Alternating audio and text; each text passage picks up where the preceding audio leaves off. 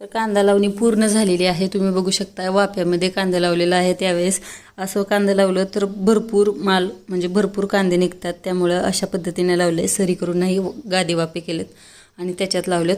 तर आता त्याच्यामध्येच स्प्रिंकलर म्हणजे तुषार सिंचन जोडायला चालू आहे. आणि इथं वेद शेव खात खात त्यांच्या सगळ्यांची मजा घेतोय. हे असं कर तसं कर सांगत बसला इथं.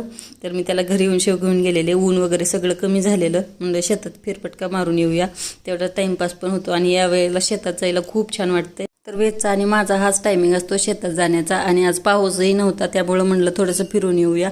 एकदम मस्त वाटत होतं. तर आलोय. तर आता कांद्याला पाणी देऊन मग कांदे छान यायला लागतील. आता इकडे आहेत तुरी, मूग आणि त्यामध्ये टाकलेली मका. तर मकाची कणसं अजून खायला आलेली नाहीत. आता लवकरच मक्याची कणसं सुद्धा खायला येतील. मक्याची कणसं आल्यानंतर ते सुद्धा मी तुम्हाला लवकरच दाखवेल. तर इथे छान असं वातावरण झालेलं आणि इथे मूग तोडून सुद्धा झालाय त्यांचा. आणि आता आवरावरी करून निघ